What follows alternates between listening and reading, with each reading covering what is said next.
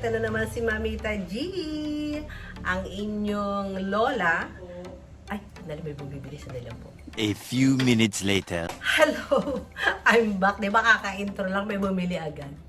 Ay, sus, ginood naman yan. Pero syempre, thankful po tayo. Di ba kasi nga may bumili agad. Laging ganyan tayo sa umaga. Luto, tapos tawag dyan, may nagtitinda. Mahirap. Ayun na naman, may bumibili naman sa dali po. A few inches later. So, once again, eto na naman po ako. Good morning sa inyong lahat.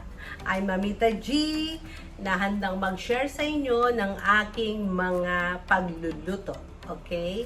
Yung mga bago lang po dito sa akin, ayan, yung mga gusto pong naglilibang, gusto magluto ng mga simple, buksan natin ilaw. Parang, sabi ko parang, ay, ano pala. Ayan, yung gusto matuto ng slowly but surely na pagluluto, hayaan yung i-share ko po yung aking talent. Okay?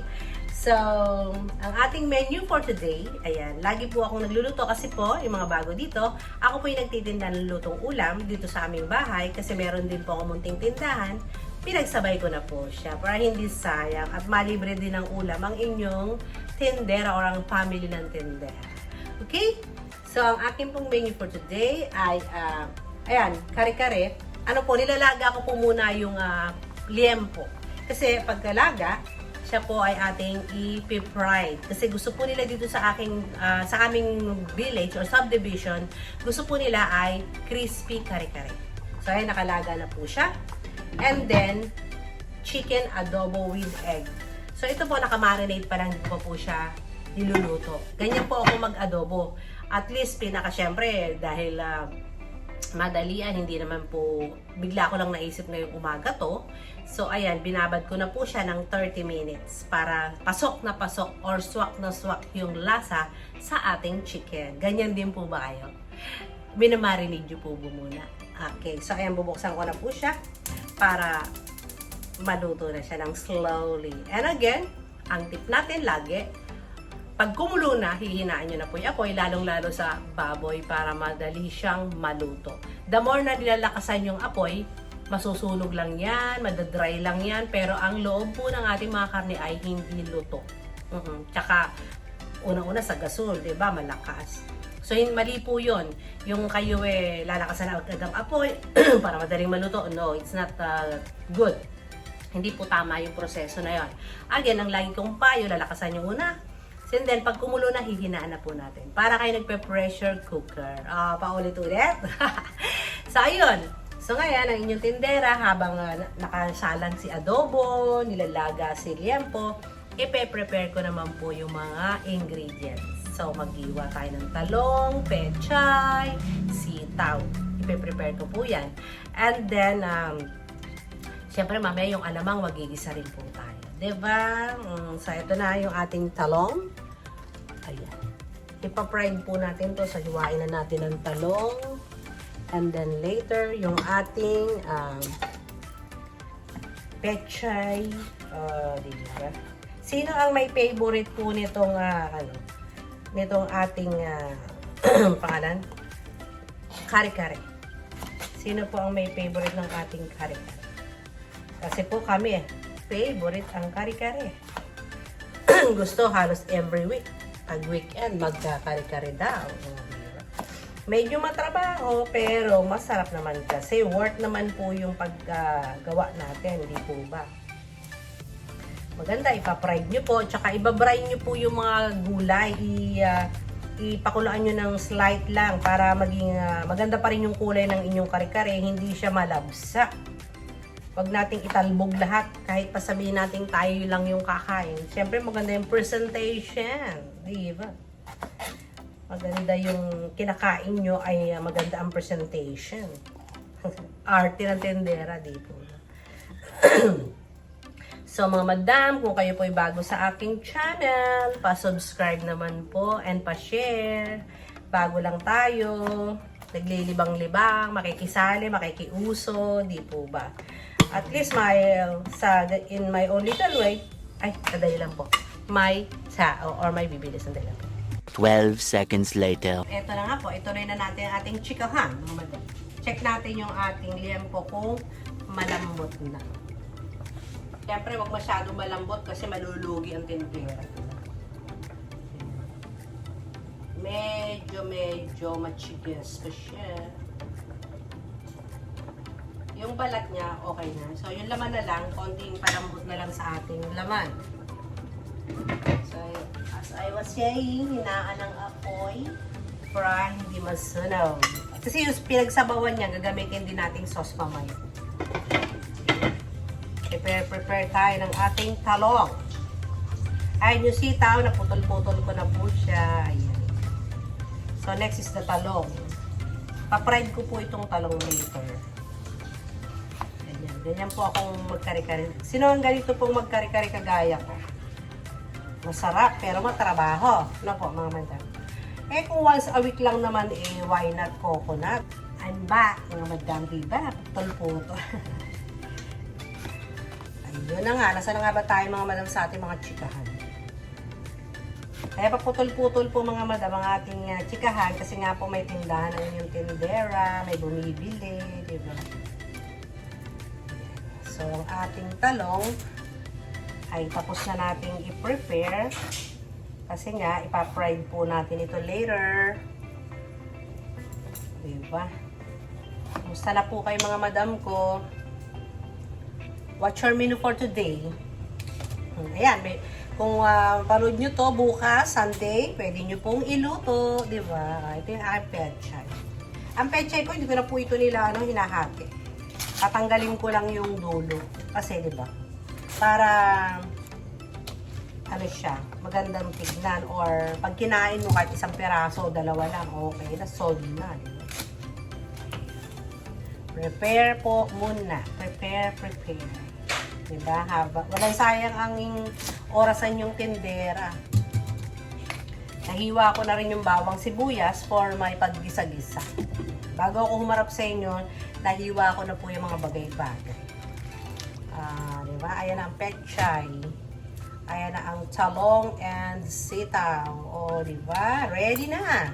So, again, mag-wait na lang tayo lumambot itong ating liempo. And ayan, kumukulo na ang adobo. Adobo natin. Yan po yung ating mga menu. Yes, ingredients. Ayan, luto na yung ating adobo. And then, ayan po yung liempo. Maya-maya, ipa-fry na po natin. Yan, palalamigin lang po natin siya. Okay. Mga madam, so ito yung ating mga ingredients. Eto na, na-fried. Nalaga na po natin liempo. Maya-maya, ipa-fried. I-cool down lang po muna natin. Tapos, para hindi po kayo mahirapang mag-fried, lagyan po natin siya ng konting cornstarch. Diba? Additional crispiness din po yun. Crispiness. So, ayan ha. I-ano natin siya. I-cool down muna natin. And then, magluluto tayo ng alamang muna. Or bagoong. Habang pinu-cool down natin yan, magluluto mo tayo ng bagoong.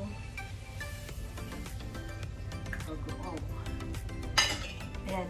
At saka ang ginagawa ko po para hindi masyadong maalat, mga madam. Inaano ko po siya, hinuhugasan ko po muna ang ating bagoong. So, nalagay ko na po yung egg nitong ating adobo. Pinapa-reduce ko na lang yung konting sauce niya. Nalagyan po natin ng sauce kasi pang tinda, di ba? Ang ating adobo. Pero dapat ang sauce malasa. So, magluto na tayo ng bagoong. Bagoong muna. Pinapa-cool down. Bago tayo magprito ng liempo, kailangan po muna ay malamig siya. And then, lalagyan natin siya ng cornstarch mamaya para hindi makikipag-struggle. Alam niyo naman, pag nagprito ng liempo, di ba, maingay, matawag ka? Matalsik. Nako, delikado. So, ayan. Ang ating adobo is done. Adobo is done. Isang kulo na lang to. And okay na siya, mga madam. Very saleable po ang aking adobo, mga madam. Kasi kami na-marinate ko muna yan. So, lasang-lasa yung pag-marinate ko sa kanyang loob. Kaya, mabili po yan. With egg. Adobo with egg. Isang kulo lang to, okay na po yan, mga madam. At tayo ay mag-aano na, pag-igisa ng alamang. Alaman. Yung pinagpakuluan po natin, huwag natin itatapon ng madam kasi doon natin lulutuin yung sauce ng kare-kare. Ganun ang gagawin natin ng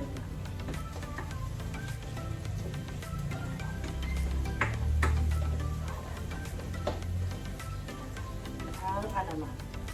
So, babalikan ko kayo. 3 days later. Yan na, I'm back again mga madam. So, dahil naluto na yung liempo, yung adobo, dito naman tayo sa sauce po ng kare-kare. Kino-cool down po muna natin liempo, mamaya ipa-fry naman po natin yung kare-kare, yung liempo. So, gagawa muna tayo ng sauce. This is how I cook sauce. So, again, a little oil. Konting oil lang mga madam, huwag masyadong ma-oil. Bawang. Siyempre, ang bawang po natin ay kailangan mag-brown muna siya. Diba? Papa-brownanin muna natin siya. Pagkawa tayo ng sauce ng kare-kare. Iluluto ko rin yung bagoong. So, wala tayong aksayang oras, mga madam. Wala tayo. Kailangan light brown lang naman, hindi naman kailangan po ng brown na brown kasi papait po yung ating yung aking pong ang aking pong bagoong, nilalagyan ko po yan ng sugar, vinegar. Ayan, syempre gigisa natin siya sa bawang sibuyas. Ayan po. Kumukulo na. I-reduce lang natin yung sauce niya, yung pinaka-sabaw po ng bagoong. Dapat bawang sibuyas lang, suka, and sugar lang po yan ha. So, according to your taste, kung gusto nyo matamis na matamis, dagdagan maraming sugar. Ako po ay tama lang. Mawala lang yung konting paalat po niya at saka yung asin. So, ang aking suka may a little sourness. Sourness?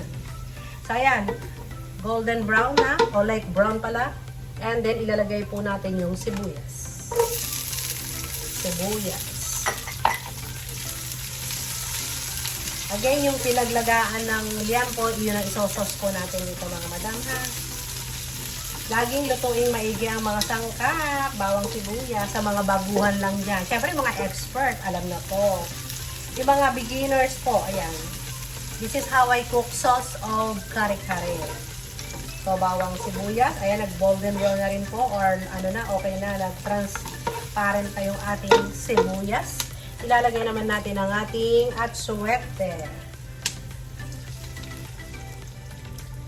Pag kukulangan pa kayo ng kulay, pwede pang dagdagan itong ating atsuete. Sa ano yung may lihiya, bilhin nyo. Or kung walang lihiya, igisa nyo, tsaka nyo lagyan ng oil, gano'n. Ito, kailangan ko dagdagan pa yan. Para, diba? Alam nyo na. So, ito, ayan, pagkakulo, ilalagay natin yung sauce, pinaglagaan po ng liempo. Ayan siya. Pakuluin lang natin ng very, very light siya. And then, haluin natin ang ating bagoong. Ayan. Pagkaluto nito, tayo naman ay magpa-fried ng talong para sa ating kare-kare. So, hintayin ko lang kumuluto mga madam ha. Pakuluan natin siya. And then, lalagay ko yung sauce.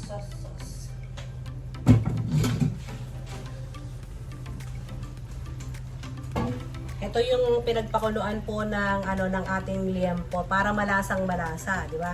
So ayan, kumukulo na po siya. Lalagay na natin ito. Ayan. So ito, pakukuluin din natin yan. Dagdagan pa natin ng konting sauce.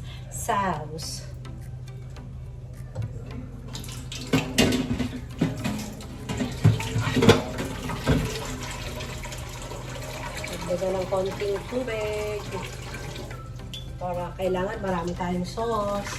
Kasi alam niyo naman sa kare-kare yan masarap, di ba? So, takpan natin. At pakuluan muna natin. Dadagdagan pa natin ang kulay yan. Ayan na po. Balikan ko kayo. So, ayan, kumukulo na po yung ating yung pinaglagaan po natin ng liempo. Nilagyan ko siya, ginisa ko sa bawang, sibuyas, and nilagyan natin ng atsuete. So ngayon naman po, para siya'y lumapot or magkaroon ng lasang kare-kare, pinagmix ko po yung busang bigas or yung glutinous powder, and then peanut butter. So ayan po siya, pinagsama ko po yan. Kailangan nyo siyang i-mix mabuti dahil mamumuo yan pag hindi natin i-mix mabuti. Kailangan walang buo-buo kasi magbubuo-buo din po yan dito pag hinulog po natin siya. So, hinaan ang apoy para wag masyadong mabigla, mabuo. And dito sa kabila, nagpapakulo akong tubig para sa ating pechay. Babray natin yung pechay at saka sitaw para magandang tingnan. At saka crispy. Diba? Magiging crispy or crunchy. Crispy ako ng crispy. Crunchy yung ating vegetable sa kare-kare. Diba masarap po yun? Tapos yung eggplant, ipa-fried naman natin yun. So, ito na siya. Na-mix ko ng mabuti yung ating... Ayan, na-mix ko na. Kailangan ganito yung consistency po niya, ha. Ayan, ganyan. Wala dapat buo, mga madam. Kasi, magbubuo din yan pag nilaglag natin dito. So, kailangan consistency. Ganyan to. Oh, ganyan. Walang buo-buo, ha, mga madam. So, ayan, mga madam. Kumukulo na yung ating sauce. Diba? Ayan na yung ating sauce.